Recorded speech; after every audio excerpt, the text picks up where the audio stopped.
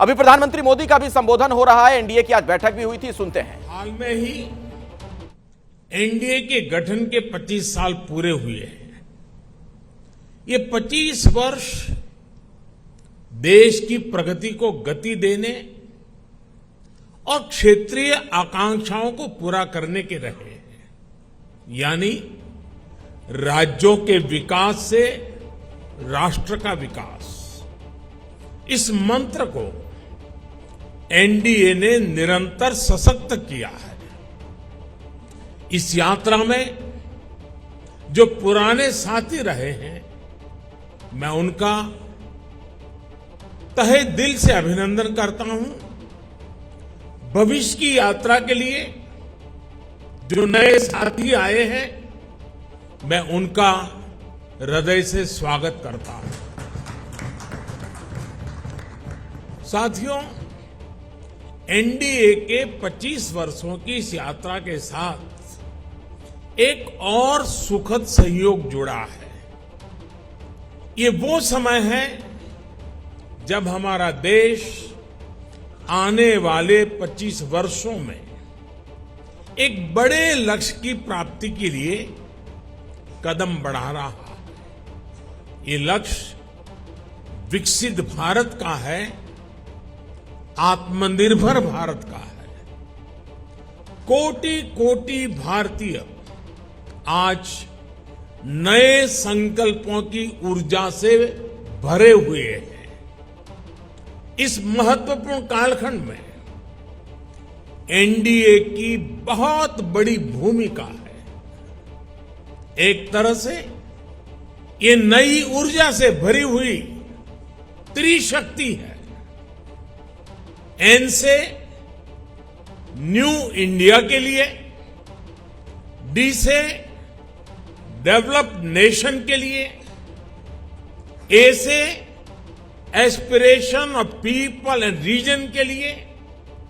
आज देश का गरीब, देश का मध्यम वर्ग, देश के युवा, महिलाएं, दलित, पीड़ित, शोषित, वंचित, आदिवासी, सभी का विश्वास एनडीए पर है। हमारे जो समाजशास्त्री हैं, राजनीति शास्त्री हैं और अर्थशास्त्री हैं, वो भी भारत के विकास के लिए एनडीए को एक पॉजिटिव फोर्स के रूप में देख रहे हैं। हमारा संकल्प पॉजिटिव है, एजेंडा पॉजिटिव है, भावना पॉजिटिव है और हमारा रास्ता भी पॉजिटिव है। मैं अक्सर कहा करता हूं कि सरकारें बहुमत से बनती हैं, लेकिन देश सबके प्रयास से चलता है। इसलिए आज जब हम विकसित भारत के निर्माण में जुटे हैं, तब एनडीए सबका प्रयास की इस भावना का प्रतिनिधित्व कर रहा है। साथियों, हमारे देश में राजनीतिक गठबंधनों की एक लंबी परंपरा रही है, लेकिन जो भी गठबंधन नेगेटिविटी के साथ बने, वे कभी भी सफल नहीं हो पाए। कांग्रेस ने 90 के दशक में देश में अस्थिरता लाने के लिए गठबंधनों का इस्तेमाल किया। कांग्रेस ने सरकारें बनाई, सरकारें बिगाड़ी। इसी दौर में 1998 में एनडीए का गठन हुआ था। लेकिन एनडीए क्यों बना? क्या तब सिर्फ सरकार बनाना या सत्ता हासिल करना ही एनडीए का लक्ष्य था? आप भी जानते हैं, ऐसा नहीं था। एनडीए किसी के विरोध में नहीं बना था। एनडीए किसी को सत्ता से हटाने के लिए नहीं बना था, बल्कि एनडीए का गठन देश में स्थिरता लाने के लिए हुआ था और जब देश में स्थिर सरकार होती है तो देश वो फैसले करता है जो कालजयी होते हैं, देश की दिशा बदलने वाले होते हैं। ये हमने अटल जी के कार्यकाल के दौरान भी देखा और ये पिछले 9 वर्षों में भी हम बार बार देख रहे हैं। भारत में स्थिर और मजबूत सरकार होने से आज पूरे विश्व का भारत पर भरोसा बढ़ा है। साथियों, एनडीए की एक और विशेषता रही है। जब हम विपक्ष में थे तब भी हमने हमेशा सकारात्मक राजनीति की। हमने कभी नकारात्मक राजनीति का रास्ता नहीं चुना। हमने लोकतंत्र को मजबूत करने के लिए अपना हर दायित्व निभाया। हमने विपक्ष में रहकर सरकारों का विरोध किया, उनके घोटालों को सामने लाए, लेकिन कभी जनादेश का अपमान नहीं किया। हमने सरकारों का विरोध करने के लिए कभी भी विदेशी मदद नहीं मांगी। हम विपक्ष में रहे, लेकिन हमने देश के विकास में न रोड़े अटकाए और ना ही रुकावट बने। आजकल हम देखते हैं कि केंद्र सरकार की योजनाओं को विपक्ष की कई राज्य सरकारें अपने यहां लागू नहीं होने देती। अगर ये योजनाएं लागू होती भी हैं तो उन्हें रफ्तार नहीं पकड़ने दी जाती। ये लोग सोचते हैं कि अगर उनके राज्यों में गरीबों को केंद्र की योजना का लाभ मिल गया तो कैसे काम चलेगा, उनकी राजनीति कैसे चलेगी। मुझे याद है, गरीबों के घर के लिए, हर घर जल के लिए, आयुष्मान भारत योजना के लिए कितनी ही बार विपक्ष के मुख्यमंत्रियों को मुझे चिट्ठियां लिखनी पड़ती है, लेकिन ये लोग गरीब के कल्याण को भी राजनीतिक नफा नुकसान से ही तोलते रहे। साथियों, जब गठबंधन सत्ता की मजबूरी का हो, जब गठबंधन भ्रष्टाचार की नीयत से हो, जब गठबंधन परिवारवाद की नीति पर आधारित हो, जब गठबंधन जातिवाद और क्षेत्रवाद को ध्यान में रखकर किया गया हो, तो वो गठबंधन देश का बहुत नुकसान करता है। 2014 से पहले की गठबंधन सरकार का उदाहरण हमारे सामने है। तमाम उठापटक के बीच वो गठबंधन सरकार किसी तरह अपने 10 साल खींच पाई, लेकिन देश को क्या मिला? प्राइम मिनिस्टर के ऊपर भी एक आला कमान, पॉलिसी पैरालिसिस, निर्णय लेने में अक्षमता, भांति भांति के पावर सेंटर्स, अव्यवस्था और अविश्वास, खींचतान और करप्शन, लाखों करोड़ों के घोटाले। आपको याद होगा, जब भी पिछली सरकार के कुशासन पर सवाल उठते थे तो गठबंधन की मजबूरियां गिनाई जाती थी। बहाना एक ही, गठबंधन के कारण। क्रेडिट लेने के लिए तो हर कोई आगे आता था, लेकिन जैसे ही कुछ गड़बड़ होती थी तुरंत अपने सहयोगियों पर दोष मढ़ दिया जाता था। हम सौभाग्यशाली हैं कि एनडीए की स्थिति इससे बिल्कुल विपरीत है, अलग है। हमारे लिए गठबंधन मजबूरी का नहीं बल्कि मजबूती का माध्यम है। एनडीए कोएलिशन कंपल्सन्स का नहीं बल्कि कोएलिशन कॉन्ट्रीब्यूशंस का प्रतीक है। क्रेडिट भी सबका है, दायित्व भी सबका है।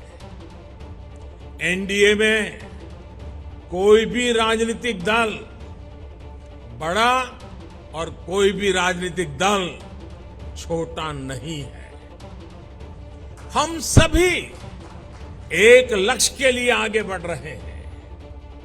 आपने देखा है 2014 हो या फिर 2019, भाजपा को बहुमत से अधिक सीटें मिली, लेकिन सरकार एनडीए की ही रही, एनडीए की भागीदारी बनी रही। साथियों, एनडीए के गठन से लेकर ही हमारा संकल्प समाज के अंतिम व्यक्ति तक पहुंचने का रहा है। जो वंचित है, जो शोषित है, उसको सशक्त करना हमारी प्राथमिकता है।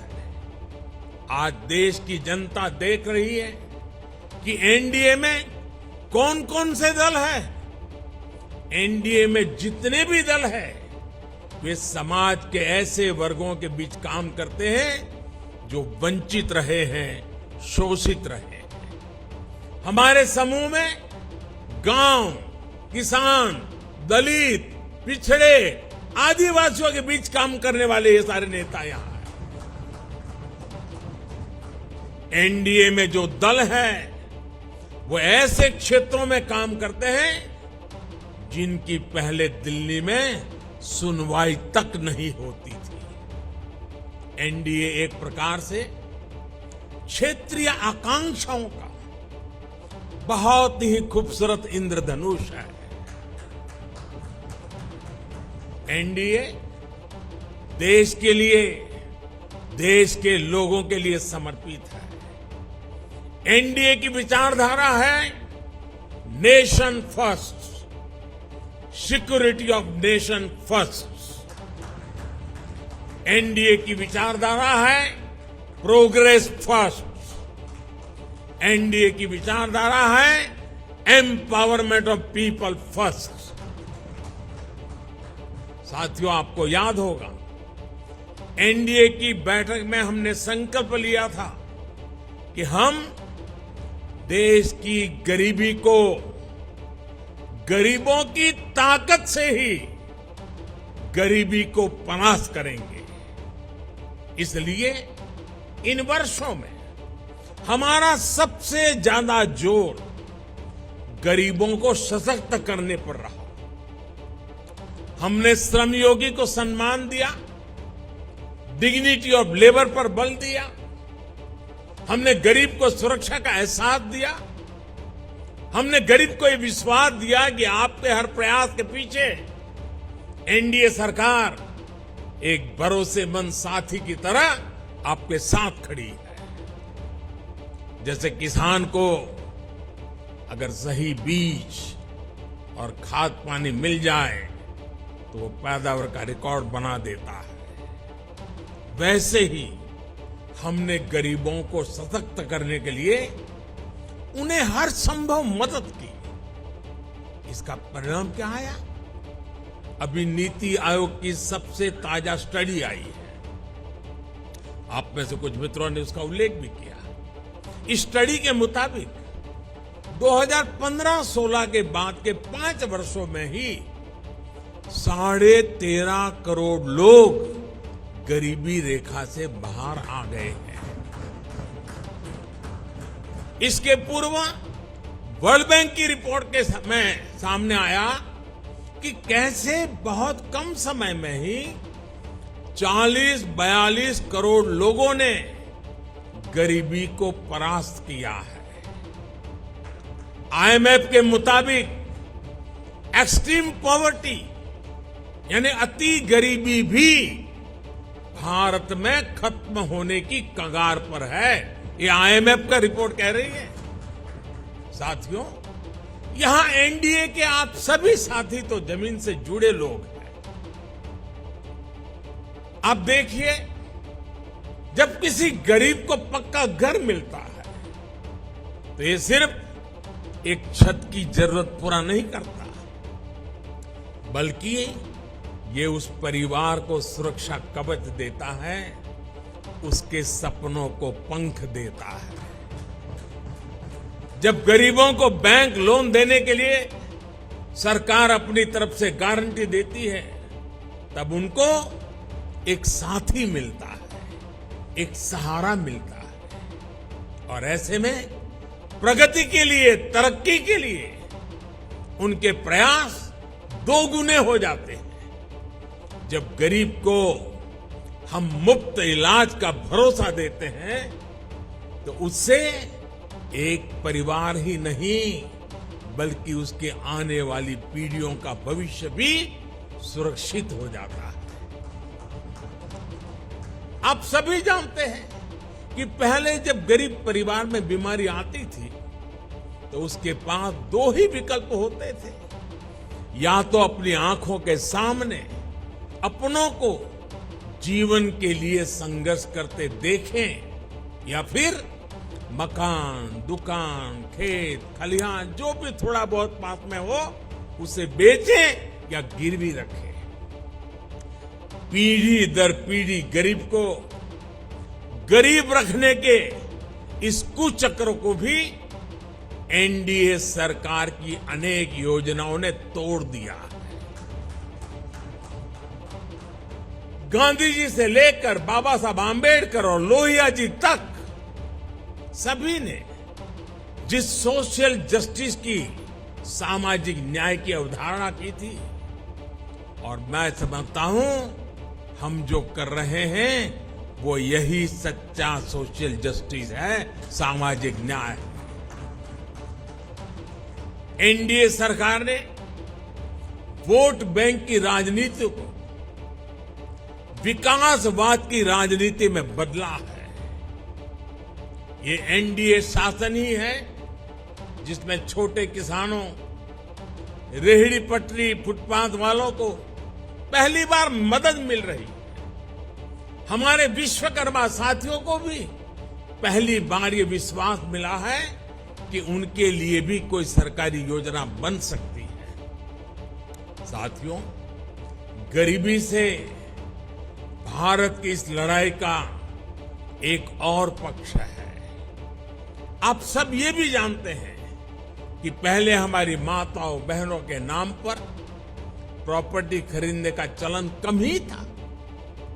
वे एक प्रकार से घर के, समाज के आर्थिक फैसलों से कटी हुई थी। देश की आधी आबादी और परिवार को चलाने वाली ताकत का जब ये हाल हो तो गरीबी से पार पाना आसान कैसे हो सकता है? अब जब बहनों के नाम बैंक अकाउंट खुले, उनके नाम पर घरों की रजिस्ट्री हुई, उनके नाम पर ऋण मिलने लगे, तो एक नया सामर्थ्य समाज में पैदा हुआ। मुद्रा योजना की सबसे बड़ी लाभार्थी हमारी बहनें हैं। स्टार्टअप इंडिया की सबसे बड़ी लाभार्थी हमारी बेटियां हैं। जो देश में 9 करोड़ स्वयं सहायता समूह बने हैं, उनकी सबसे बड़ी लाभार्थी गांव में रहने वाली दलित, पिछड़े, आदिवासी समाज की बहनें हैं। मैं पिछले दिनों मध्य प्रदेश गया था, एक आदिवासी गांव में गया था। वहां ये स्वयं सहायता समूह की आदिवासी बहनों से मिलना हुआ। जितने समूह थे उन्होंने कहा अब तो हमारी पहचान है, हम लखपति दीदी हैं। हमारा कारोबार इतना है कि आज हम लखपति बन गए हैं। ये बहुत बड़ा परिवर्तन है साथियों। एनडीए सरकार ने महिलाओं के कल्याण को, उनकी तकलीफ कम करने को सर्वोच्च प्राथमिकता दी है। जब घर में टॉयलेट बना तो बहनों को सम्मान और सुरक्षा दोनों मिली। जब नल से जल आया, गैस का सिलेंडर आया, तो उनकी परेशानी कम हुई, उनके समय की बचत हुई। इस समय को वो अपने परिवार की आय बढ़ाने में उपयोग कर रही है। ये सिर्फ गरीबी से बाहर निकलने का प्रयास नहीं है, बल्कि वुमेन लेड डेवलपमेंट का रास्ता है, जिसे एनडीए सशक्त कर रहा है। आज डिफेंस से लेकर माइनिंग तक हर सेक्टर को बेटियों के लिए खोल दिया गया है। देश को पहली आदिवासी महिला राष्ट्रपति देने का सौभाग्य एनडीए को मिला है। साथियों, 9 साल में हमने केवल एक लक्ष्य के साथ काम किया है कि हम देशवासियों का, खासकर गरीब और वंचित का जीवन बेहतर बना सके। मैं चाहूंगा कि जो लोग एकेडमिक्स से जुड़े हैं, गवर्नेंस स्टडीज से जुड़े हैं, वो इस दिशा में रिसर्च करें। किसी भी सरकार का फ्यूचर विजन क्या है, स्केल ऑफ वर्किंग क्या है, स्पीड ऑफ वर्किंग क्या है, उसकी वर्क स्पिरिट क्या है, इसका मूल्यांकन किया जाए। इन सभी पैरामीटर्स पर एनडीए सरकार का काम न केवल असाधारण साबित होगा, बल्कि एक मॉडल के तौर पर उभरेगा। हम केवल आज की जरूरतों के लिए काम नहीं कर रहे हैं, हम आने वाली पीढ़ियों के भविष्य को भी सुरक्षित बना रहे हैं। मैं आपको एक उदाहरण देता हूं। हमारे लिए बहुत आसान था कि आजादी के 75 साल पूरे होने पर हम भी कोई स्मारक बना देते, दिल्ली में कोई ऐसी इमारत अपने नाम पर खड़ी कर देते या कोई मूर्ति लगवा देते। लेकिन हम देश के कोने कोने में 1 लाख अमृत सरोवर बना रहे हैं। हमारा स्केल, हमारा स्पीड, हमारी स्पिरिट और इसकी वजह से हमारे काम का स्कोप ये अभूतपूर्व है। हम विकास भी कर रहे हैं और विरासत को भी सहेज रहे हैं। हम मेक इन इंडिया पर भी बल दे रहे हैं और पर्यावरण की रक्षा भी कर रहे हैं। साथियों, हमारी नीयत साफ है, नीति स्पष्ट है और निर्णय ठोस है। एनडीए सरकार ने बीते 9 वर्षों में भ्रष्टाचार के हर रास्ते को बंद करने के लिए हर संभव प्रयास किए। पहले सत्ता के गलियारों में जो बिचौलिए घूमते थे, हमने उनको बाहर कर दिया है। हमने टेक्नोलॉजी की मदद से लीकेज की हर संभावनाओं को दूर किया है। जनधन, आधार, मोबाइल, इसकी त्रिशक्ति से हमने करोड़ों फर्जी लाभार्थियों को गरीबों का हक छीनने से रोका है। अब सोचिए, देश में करीब करीब 10 करोड़ ऐसे फर्जी लाभार्थी थे जिनका जन्म ही नहीं हुआ था और जिन्हें सरकारी मदद जा रही थी। ये पैसे मेरे किसी गरीब भाई बहन के थे, किसी आदिवासी के थे, किसी पिछड़े और दलित साथी के थे। ये एनडीए सरकार है जिसने गरीब से हो रही इस लूट को बंद किया है। इन 9 वर्षों में 30 लाख करोड़ रुपए, यह आंकड़ा छोटा नहीं है, 30 लाख करोड़ रुपए डायरेक्ट बेनिफिट ट्रांसफर डीबीटी के जरिए सीधे लाभार्थियों के बैंक खातों में पहुंचे। ऐसा करके हमने गरीबों का कम से कम 3 लाख करोड़ रुपया गलत हाथों में जाने से बचाया। साथियों, लोकतंत्र में राजनीति अलग अलग विजन को देश के सामने रखने का एक माध्यम होती है, लेकिन हर विजन का, हर विचारधारा का मकसद एक ही होता है, गुड गवर्नेंस और देशवासियों की सेवा। पॉलिटिक्स में प्रतिस्पर्धा हो सकती है, लेकिन शत्रुता नहीं होती। आखिरकार हम एक ही देश के लोग हैं, एक ही समाज का हिस्सा है। लेकिन दुर्भाग्य से आज विपक्ष ने अपनी एक ही पहचान बना ली है, हमें गाली देना, हमें नीचा दिखाना। बावजूद इसके हम एनडीए के सभी साथियों ने हमेशा देश को दलों के हित से ऊपर रखा है। हमने राजनीतिक सौहार्द और शालीनता को बनाए रखने के लिए प्रयास किए हैं। ये एनडीए सरकार ही है जिसने प्रणब दा को भारत रत्न दिया, जो जीवन भर कांग्रेस में रहे थे, लेकिन हमें उन्हें ये सम्मान देने में संकोच नहीं किया। ये एनडीए सरकार ही है जिसने मुलायम सिंह यादव, शरद पवार, गुलाम नबी आजाद, तरुण गोगोई, एमसी जमीर, मुजफ्फर बेग, ऐसे अनेक नेताओं को जो राजनीतिक दृष्टि से हमारे साथ नहीं है, हमारे खिलाफ है, हमने पद्म सम्मान दिया है उन लोगों को। ये नेता भी कभी बीजेपी या एनडीए में नहीं थे, लेकिन हमने देश सेवा में उनके लंबे योगदान को स्वीकार किया, उसे सराहा, उन्हें सम्मानित किया। लोकतंत्र की ये मूल भावना एनडीए की कार्यशैली में आपको हर जगह दिखेगी। इस समय भारत G20 समिट को होस्ट कर रहा है। इससे जुड़े आयोजन देश के हर राज्य में, हर हिस्से में हो रहे हैं। हमने इन आयोजनों को वेन्यू तय करते समय कभी ये नहीं सोचा कि किस राज्य में कौन सी पार्टी की सरकार है। कोरोना के समय भी मैंने लगातार सभी राज्यों के मुख्यमंत्रियों के साथ व्यक्तिगत संवाद किया, मीटिंग की।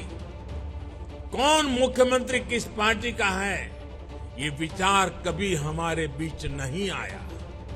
इसी तरह आप उन दिनों को भी याद करिए जब भाषा, लैंग्वेज लोगों को बांटने के एक टूल के तौर पर इस्तेमाल होती थी।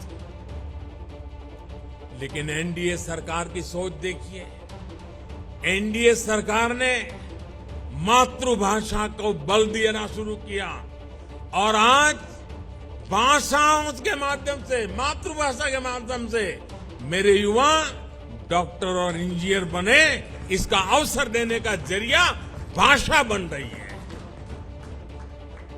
हमने हमारी विरासत को, धरोहरों को ग्लोबल बनाने के लिए लगातार प्रयास किए। यहां पर कई हमारे साथियों ने इसका उल्लेख किया। आज योग वैश्विक एकता का एक माध्यम बन गया है। आज मिलेट्स एक ग्लोबल ट्रेंड बन रहा है। श्री अन्न की चर्चा हो रही है और इसका लाभ हमारे हर क्षेत्र के छोटे छोटे किसानों को मिल रहा है। हम देश के लोगों को जोड़ते हैं, वो देश के लोगों को तोड़ते हैं। साथियों, विपक्ष के लोग जिस गलती को बार बार दोहरा रहे हैं, वो है देश के सामान्य मानवी की समझदारी को वे लोग अंडर एस्टिमेट करते हैं। लेकिन देश की जनता सब कुछ खुली आंखों से देख भी रही है और समझ भी रही है। जनता देख रही है कि ये पार्टियों क्यों इकट्ठा हो रही है। जनता ये भी जान रही है कि वो कौन सा ग्लू है, गोंद है, जो इन लोगों को, इन पार्टियों को जोड़ रहा है। किस तरह छोटे छोटे स्वार्थ के लिए मूल्यों और सिद्धांतों से समझौता किया जा रहा है। लोग देख रहे हैं कि केरल में लेफ्ट और कांग्रेस एक दूसरे के खून के प्यासे हैं, लेकिन बेंगलुरु में दोनों पार्टियों के नेता हाथ में हाथ डालकर मुस्कुरा रहे हैं। लोग देख रहे हैं कि बंगाल में लेफ्ट और कांग्रेस के नेताओं पर, उनके कार्यकर्ताओं पर टीएमसी हमले कर रही है, लेकिन इनके नेता टीएमसी के खिलाफ कुछ भी बोलने से बच रहे हैं। इसलिए देश के लोग कह रहे हैं कि गलबहियां मिशन नहीं है, मजबूरियां है। इनकी सच्चाई आपको दूसरे राज्यों में भी दिखाई देगी। नेशनल कॉन्फ्रेंस के नेता और पीडीपी के नेता एक दूसरे को कैसी कैसी गालियां देते हैं। आरजेडी और जेडीयू के लोग कैसे कैसे शब्दों से एक दूसरे को नवाजते थे। देश की जनता ने ये सब करीब से देखा है और देख रही है। इसलिए इनकी नुरा कुश्ती हो या मजबूरी की दोस्ती, इसकी हकीकत 140 करोड़ देशवासियों के सामने आ चुकी है।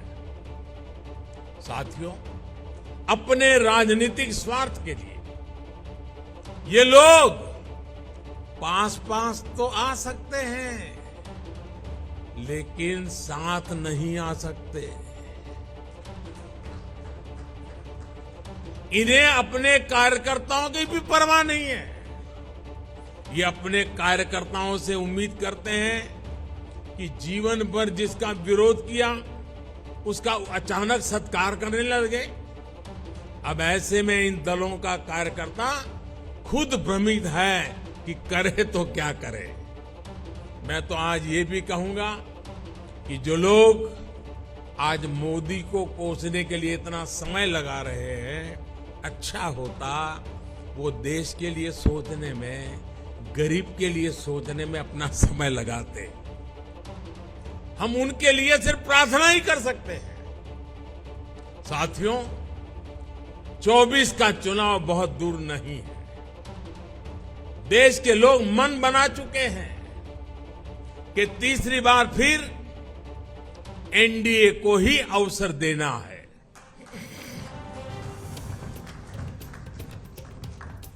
देश का मन आप जानते हैं, लेकिन विदेश का मन भी बहुत कुछ संकेत दे रहा है। आमतौर पर जब भी किसी देश में चुनाव का समय निकट आता है तो उसका बहुत बड़ा असर उसके वैश्विक संबंधों पर भी होता है। हर एक को लगता है कि भाई अब तो चुनाव का वर्ष है, अभी इस सरकार के साथ अभी रहने दो, एक बार चुनाव हो जाए, नई सरकार आएगी तब सोचेंगे। स्वाभाविक है। कोई भी दूसरा देश उस सरकार के साथ जो चुनाव बिल्कुल निकट हो वहां संबंध बनाने से पहले, संवाद करने से पहले 100 बार सोचता है। फॉरेन कंट्रीज हमेशा चुनाव के नतीजों का इंतजार करते हैं। लास्ट ईयर जब होता है तो सोचते हैं कि भाई एक बार चुनाव नतीजा आ जाना तो फिर देखेंगे। जो सरकार जाने वाली होती है उस पर कोई भी देश अपना टाइम और एनर्जी इन्वेस्ट नहीं करना चाहता। लेकिन इस समय भारत का मामला कुछ अलग है। सबको पता है कि हमारे यहां कुछ महीनों में चुनाव होने वाले हैं, फिर भी अनेकों महत्वपूर्ण देश, चाहे अमेरिका हो, फ्रांस हो, ऑस्ट्रेलिया हो, जापान हो, यूएई हो, यूके हो, सब एनडीए सरकार के प्रतिनिधियों को इनवाइट कर रहे हैं। तमाम देश भारत को मान और सम्मान दे रहे हैं। कितने ही देश भारत के साथ बड़े बड़े और वो भी दूरगामी समझौते कर रहे हैं। ऐसा इसलिए क्योंकि वो भी जानते हैं कि भारत के लोगों का भरोसा एनडीए पर है। यानी भारत में जनमत किसके साथ है, ये दुनिया के देशों को भी पता है। साथियों, एनडीए का विस्तार सिर्फ संख्या या भौगोलिक विस्तार का नहीं है। ये भारत एनडीए का जो विस्तार है, ये हमारे प्रति विश्वास का दायरा भी बढ़ा रहा है।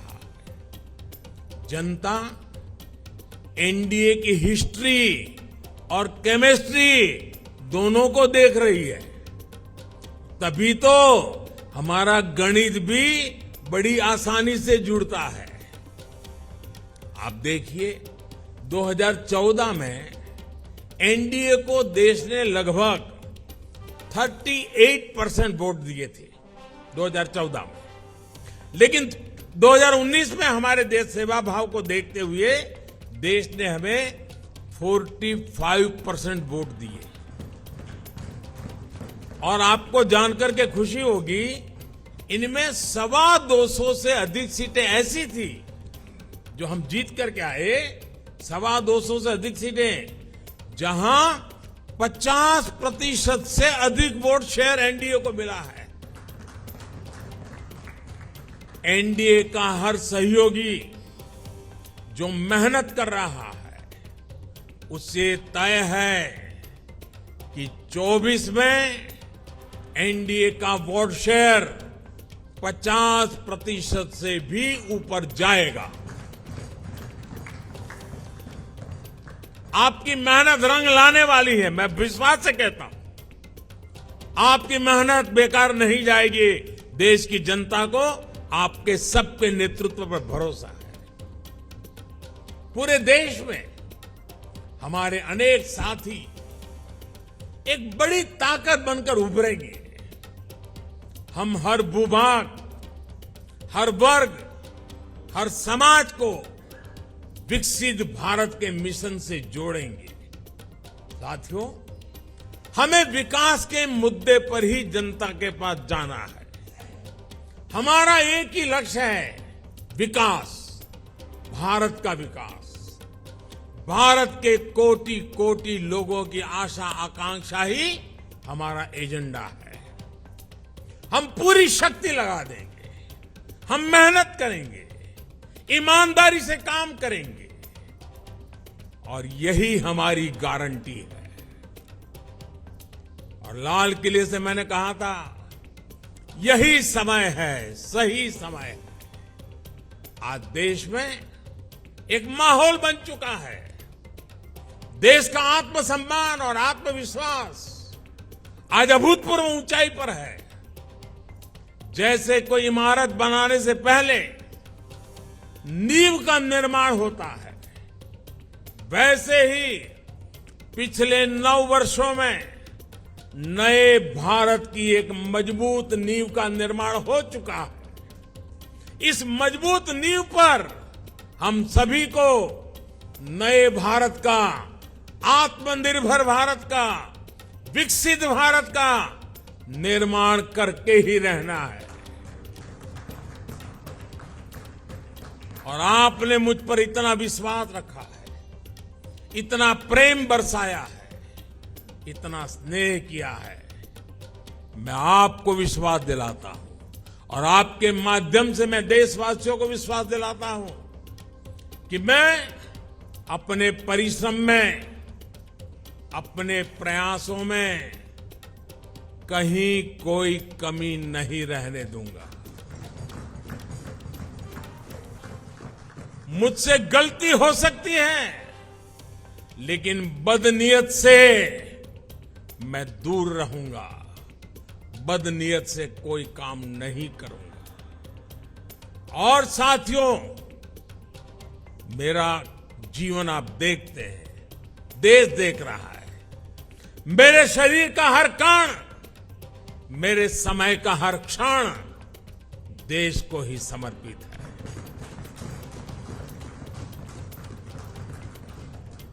आपका ये विश्वास, आपके ये आशीर्वाद, ये मेरी ऊर्जा है।